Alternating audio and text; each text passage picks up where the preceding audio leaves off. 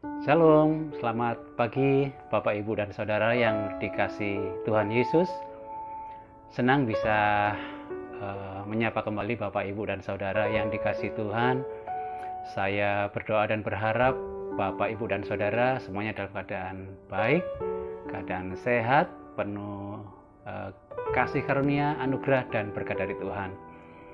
Bersyukur buat pagi hari ini kita boleh bersama-sama beribadah meskipun lewat online, dan pagi hari ini juga kita akan bersama-sama belajar akan firman Tuhan. Mari sebelum kita sama-sama mendengarkan dan belajar firman Tuhan, kita tundukkan kepala, kita akan berdoa. Mari kita berdoa. Bapa di sorga, di dalam nama Tuhan Yesus Kristus, kami mengucap syukur oleh anugerah Tuhan kami boleh bersama-sama menikmati ibadah pagi hari ini. Kami mengucap syukur oleh anugerah Tuhan kami boleh bersama-sama akan belajar firman Tuhan. Biarlah firman Tuhan boleh memberkati kami, membawa kami semakin mengasihi Tuhan, membawa kami boleh melihat kemuliaan Tuhan jauh lebih indah atas kehidupan kami. Terima kasih Tuhan, kuduskan kami, Tuhan layakkan kami, dan Roh Kudus yang memberikan pengertian di setiap hati kami, hingga kami boleh menangkap setiap firman Tuhan, dan kami boleh menerima berkat Tuhan lewat firman. Terima kasih Tuhan, kami kembalikan semuanya bagi hormat, bagi kemuliaan nama Tuhan. Di dalam nama Tuhan Yesus kami berdoa ucap syukur. Haleluya. Amin. Bapak, Ibu, dan Saudara yang dikasihi Tuhan, pagi hari ini saya mau sharing rema firman Tuhan yang Tuhan sudah ajarkan saya, dan ini sungguh menjadi rema secara pribadi bagi kehidupan saya, dan saya rindu Bapak, Ibu, dan Saudara juga diberkati lewat firman Tuhan pagi hari ini. Pagi hari ini kita akan sama-sama belajar tentang kerendahan hati. Ya, kita buka di dalam Amsal pasal yang ke-18 ayat yang ke-12. Amsal pasal 18 ayat 12. Tinggi hati mendahului kehancuran, tetapi kerendahan hati mendahului kehormatan. Bapak, Ibu, dan Saudara yang dikasihi Tuhan, jadi ini firman Tuhan sungguh mengajar saya secara pribadi. Beberapa hari yang lalu saya sempat ngobrol sama istri. Saya bilang begini, Ma, kenapa kok akhir-akhir ini perasaan saya seperti gelisah, kemudian emosi tidak stabil, jadi seolah-olah hal sedikit apapun yang itu tidak mengenakkan saya seperti mau marah begitu. Kemudian tidak ada damai sejahtera, gelisah, khawatir, takut, dan hal-hal yang tidak mengenakan. Nah, di tengah pergumulan saya, kemudian di tengah saya mencoba merenungkan firman Tuhan, kemudian saya bilang sama istri begini, ada sesuatu yang harus saya bereskan sama Tuhan. Saya bilang begitu, Bapak, Ibu, dan Saudara. Saya merasa ada hal yang salah dalam diri saya. Ada sesuatu yang harus saya perbaiki. Saya introspeksi diri, mohon pengampunan Tuhan. Dan hari Sabtu kemarin, sebelum kita beribadah sama-sama di gedung Yoshinoya di Jalan Duku Kupang, Tuhan kasih sesuatu perkataan yang indah bagi saya. Dan perkataan itu berkata begini, hati seorang murid, rendah hati. Dan itu sungguh-sungguh melekat di hati saya. Dan setelah hari Sabtu saya renungkan, Bapak, Ibu, ingat waktu hari Minggu kita ibadah, apa yang disampaikan oleh Bapak Gembala, kalau tidak salah kemarin ya, di dalam Ulangan pasal yang 8, ya, di situ Bapak Gembala menyampaikan firman Tuhan tentang bagaimana Allah membawa bangsa Israel berjalan di padang gurun selama 40 tahun. Tujuannya untuk apa? Untuk membawa bangsa Israel supaya rendah hati. Bapak Ibu, firman Tuhan kemarin saat ibadah begitu menegur saya dan begitu memberkati saya. Di sepanjang ibadah saya hanya mengucap syukur Tuhan. Bagi saya ini peneguhan secara pribadi, Bapak Ibu dan Saudara yang dikasihi Tuhan. Saya bersyukur sekali karena Tuhan ingatkan saya tentang mempunyai hati seorang murid, dan di dalam hal ini yang disampaikan lebih spesifik adalah masalah kerendahan hati. Ya, Bapak Ibu yang dikasihi Tuhan, jadi kita ingat kejatuhan manusia pertama adalah masalah kerendahan hati.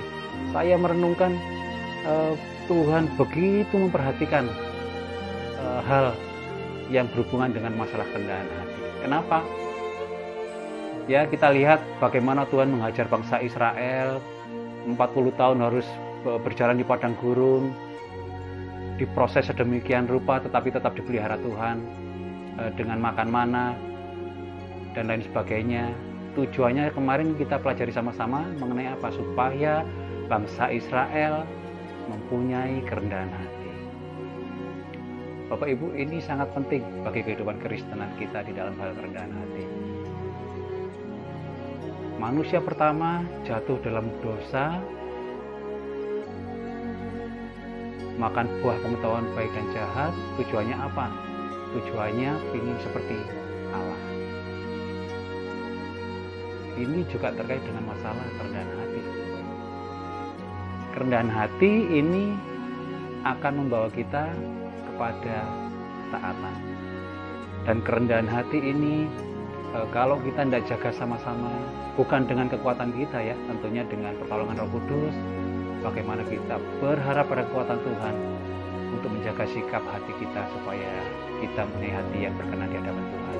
Dalam hal ini, sikap hati di dalam kerendahan hati. Bapak Ibu, banyak gimana Tuhan mengajar bangsa Israel. Begini, saya berharap jangan kita dihajar dulu oleh Tuhan sampai sedemikian rupa baru kita bisa memahami apa itu kerendahan hati. Aduh, ngeri Bapak Ibu. Coba bayangkan bangsa Israel 40 tahun harus berjalan di padang gurun untuk belajar apa itu rendah hati. 40 tahun bukan waktu yang pendek. 40 tahun diajar untuk rendah hati. Jangan sampai diajar Tuhan dulu baru kita mau belajar rendah hati. Ya, tetapi biarlah pagi hari ini kita sama-sama ingat, kita sama-sama belajar. Tuhan menghendaki kita untuk menjaga hati kita. Kita tidak tinggi hati, kita tidak merasa lebih baik dari orang lain. Kita tetap mengucap syukur bahwa segala sesuatu adalah datangnya dari Tuhan. Ya, Bapak Ibu yang dikasihi Tuhan. Dan kerendahan hati ini mengingatkan kita beberapa hal. Ya, yang pertama, Tuhan ingatkan siapa diri kita sebenarnya. Kita ini siapa sih? Kok sampai kita tidak rendah hati? Kita ini punya apa gitu ya? Kekuatan kita ini seperti apa? Kita tidak bisa apa-apa.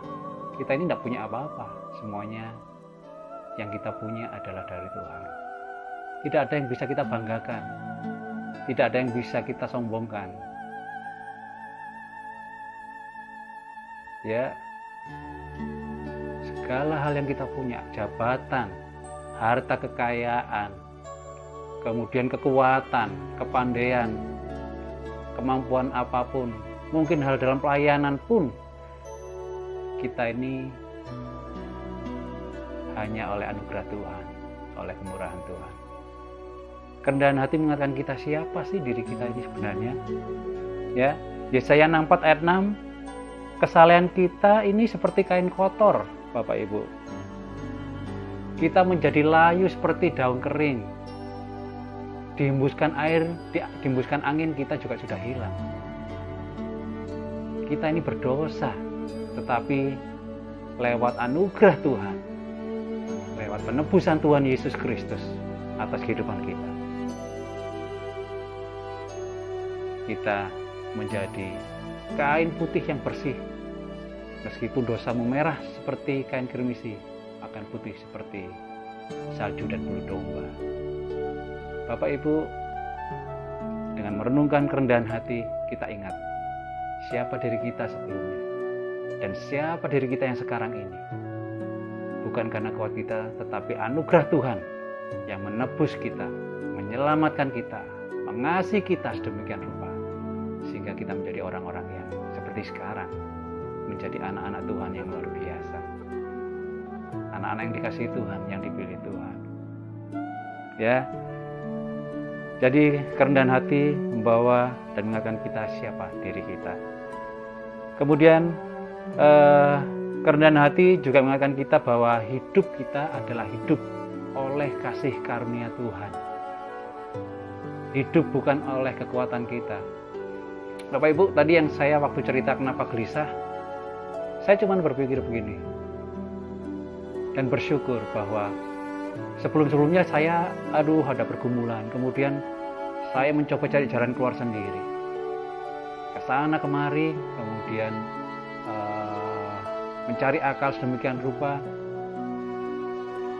Dalam tanda petik saya lupa bahwa ada Tuhan di samping saya.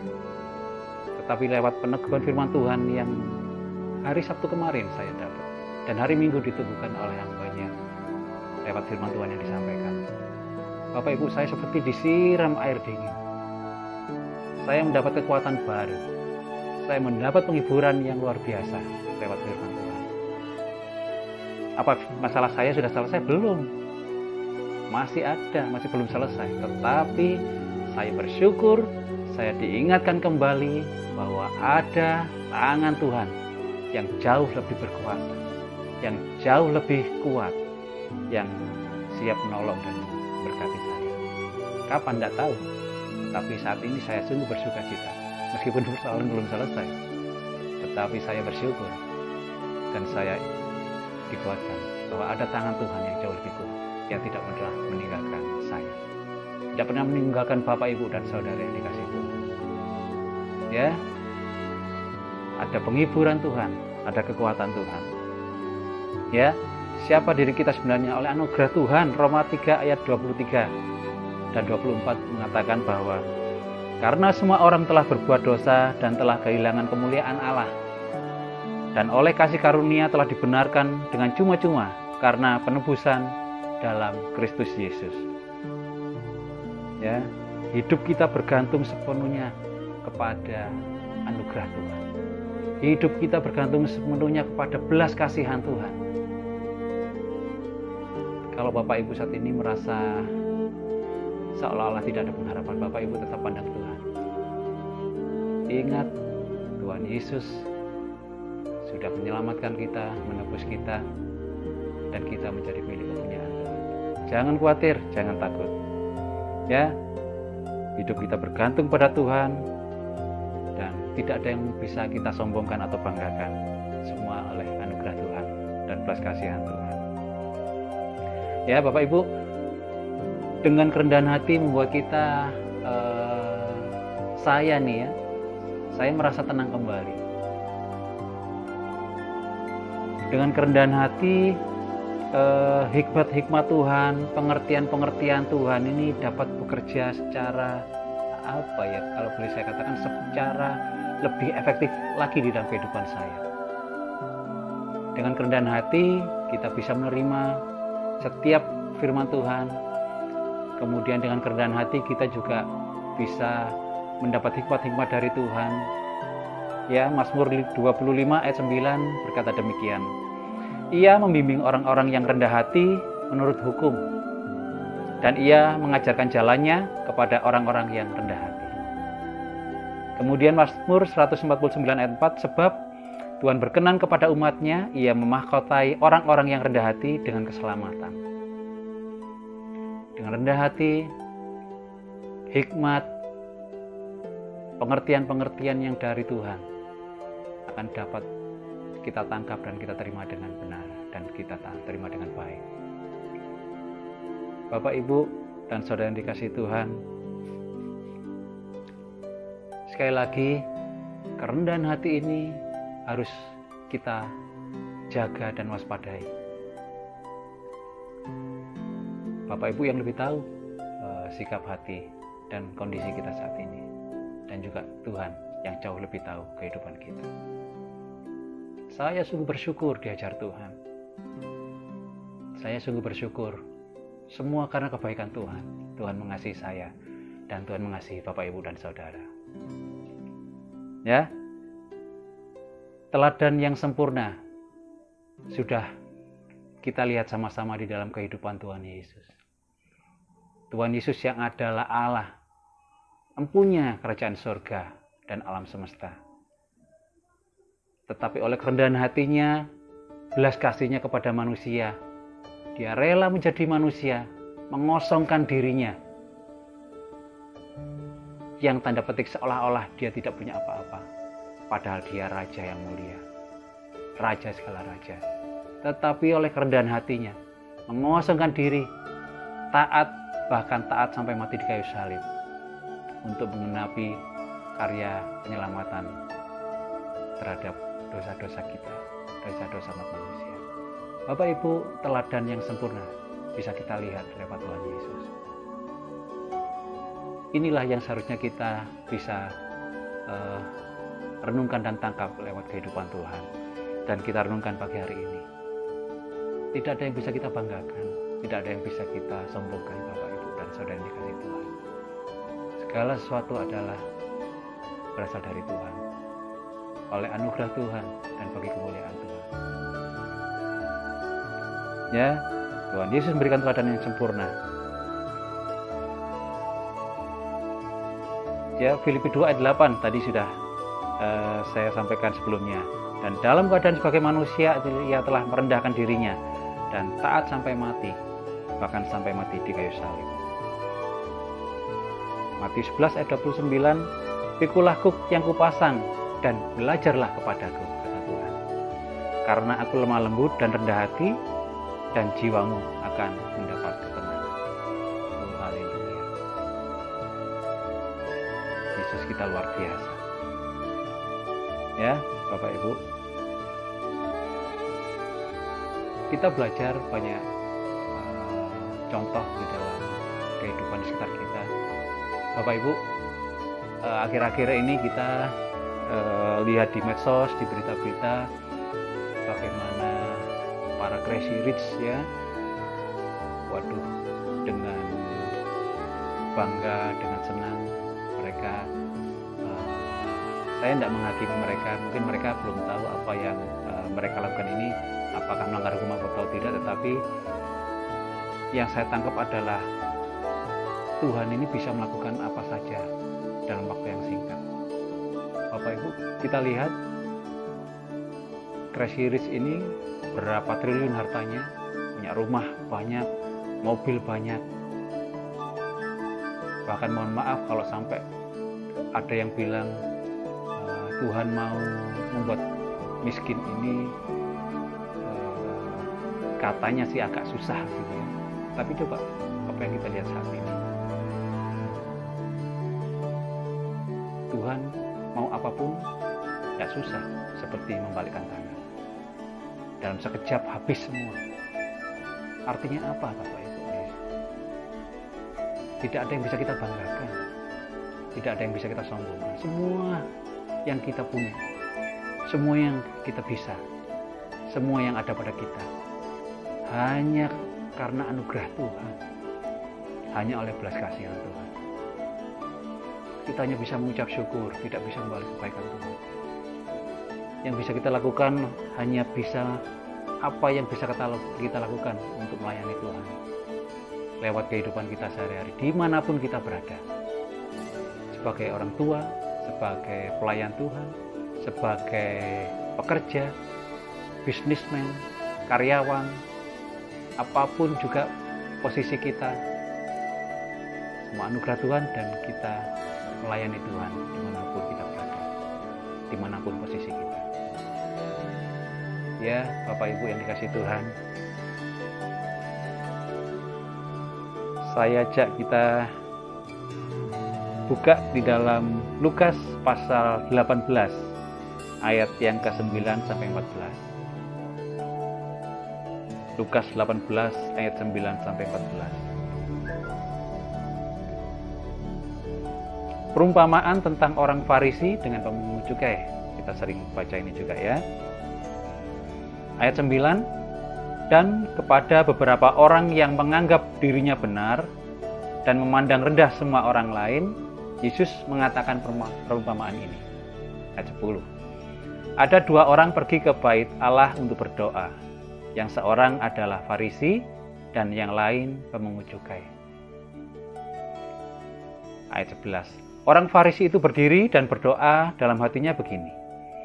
Ya Allah, aku mengucap syukur kepadamu karena aku tidak sama seperti semua orang lain. Bukan perampok, bukan orang lalim, bukan pezina, dan bukan juga seperti pemungut cukai ini. Ayat 12. Aku berpuasa 2 kali seminggu. Aku memberikan 1/10 dari segala penghasilanku. Tetapi pemungut cukai itu berdiri jauh-jauh. Bahkan ia tidak berani menengadah ke langit, melainkan ia memukul diri dan berkata, Ya Allah, kasihanilah aku orang yang berdosa ini. Ayat 14. Aku berkata kepadamu, Tuhan Yesus yang mengatakan ya, orang ini pulang ke rumahnya sebagai orang yang dibenarkan Allah. Orang ini dalam hal ini adalah si pemungut cukai, ya, yang merasa tidak layak. Ya, Tuhan Yesus berkata, aku berkata kepadamu, orang ini pulang ke rumahnya sebagai orang yang dibenarkan Allah, dan orang lain, orang Farisi, itu tidak. Sebab barang siapa meninggikan diri, ia akan direndahkan. Dan barang siapa merendahkan diri, ia akan ditinggikan. Ya, Bapak Ibu, puji Tuhan. Luar biasa firman Tuhan. Bapak Ibu, sekali lagi, saya merenungkan betapa Tuhan memperhatikan, salah satunya bukan berarti Tuhan dan memperhatikan yang lain ya, tetapi saya renungkan betapa ini masalah kerendahan hati harus kita jaga betul kepada kita. Jangan sampai kita dihajar Tuhan dulu baru kita mau rendah hati. Tidak ada yang bisa kita sombongkan, tidak ada yang bisa kita banggakan selain kita bangga dan bersyukur punya Allah yang luar biasa di dalam Yesus Kristus, yang sungguh mengasihi kita, sungguh menolong, memberkati kita, menguatkan, menghibur, dan memberikan segala yang terbaik bagi kehidupan kita. Ya, Bapak Ibu yang dikasihi Tuhan, biarlah pagi hari ini kita boleh melihat dan merenungkan bahwa hidup kita adalah hidup oleh anugerah dan kebaikan Tuhan. Biarlah firman Tuhan yang singkat ini boleh memberkati Bapak, Ibu, dan Saudara, dan saya berdoa Roh Kudus akan memberikan pengertian jauh lebih dalam lagi sesuai apa yang menjadi kebutuhan Bapak, Ibu, dan Saudara. Membawa Bapak, Ibu, dan Saudara jemaat Tuhan semakin hidup berkenan di hadapan Tuhan, semakin sempurna di dalam kasih kepada Tuhan, dan semakin mengasihi Tuhan. Puji Tuhan. Mari sama-sama kita berdoa, bersyukur buat firman Tuhan pagi hari ini. Bapa di sorga, di dalam Tuhan Yesus Kristus, kami mengucap syukur Tuhan buat firman Tuhan pagi hari ini. Tuhan menolong, memberkati, mengajar kami tentang kerendahan hati.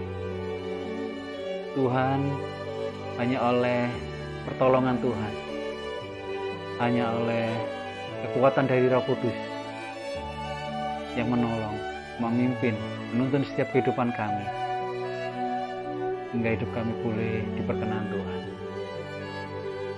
boleh memberikan yang terbaik bagi kemuliaan Tuhan. Terima kasih Tuhan, terima kasih.